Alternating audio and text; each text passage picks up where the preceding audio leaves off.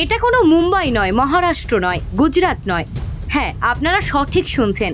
ফিল্মি কায়দায় গাঁজা বোঝাই গাড়ি নিয়ে পালাচ্ছে নেশা কারবারিরা। শুধু তাই নয়, ফিল্মি কায়দায় গাঁজা গাড়িটিকে পুলিশকে ফাঁকি দিয়ে বের করতে এসে পুলিশের হাতে ধরা পড়ে বিজেপির সক্রিয় নেতা স্বপন চৌধুরীর ছেলে সনক চৌধুরী। গোপন সূত্রের ভিত্তিতে এসডিপিও অভিজিৎ দাসের নেতৃত্বে এই সফলতা পাওয়া যায়। দেখে নিন বিস্তারিত। গাঁজাকাণ্ডে পুলিশের হাতে ধৃত দুই। সূত্রে জানা দাবি, এই গাঁজার মালিক সনক চৌধুরী। সে দীর্ঘদিন ধরে গাঁজার ব্যবসার সাথে জড়িত। গোপন সংবাদের ভিত্তিতে মহকুমা পুলিশ আধিকারিক গাঁজাসহ আটক করে সনক চৌধুরী ও পরিমল দেবনাথকে। এই দুজনের বাড়ি বড় পাথরি এলাকায়। জানা যায়, ঋষ্যমুখ্য ব্লকের নলুয়া এলাকার উদ্দেশ্যে গাঁজার বস্তা নিয়ে যাওয়ার সময় ঝরঝরি এলাকায় প্রথমে পুলিশ আটক করলো সনক চৌধুরীকে। গাঁজার মালিক সনক তার TR08B0468 নম্বরের টাটা টিগোর গাড়ি নিয়ে গাঁজা ভর্তি ম্যাক্সো গাড়ির সামনে প্রহরীর মতোই ম্যাক্সো গাড়ির চালকের সাথে ফোন করে রেখে যাচ্ছিল, যাতে গাঁজাগুলি নিশ্চিতভাবে গন্তব্যস্থানে পৌঁছাতে পারে। এরই মাঝে আটক করে ফেলে পুলিশ সনককে।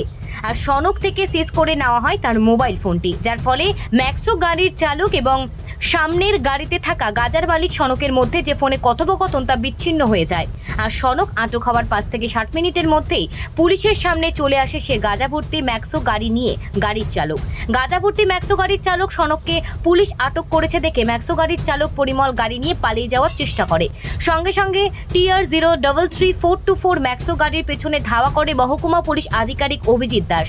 এই গাঁজা ভর্তি গাড়িটি প্রথমে জলাইবাড়ি বাইখোড়া হয়ে আবার বহুরীপুর হয়ে বিলোনিয়ার দিকে আসার সময় শেষমেশ রতনপুর এলাকায় গাঁজাসহ গাড়ির চালক পরিমল দেবনাথকে আটক করতে সক্ষম হয়। এই ম্যাক্সি গাড়ি থেকে 4 বস্তায় মোট 99 কেজি গাঁজা উদ্ধার করে বিলোনিয়া মহকুমা পুলিশ আধিকারিকের নেতৃত্বে। গাঁজা কারবারি সনক চৌধুরী আবার বড় পাথরি এলাকার বিজেপির নেতা স্বপন চৌধুরীর ছেলে। এই সনক আবার ফার্মাসিস্টও।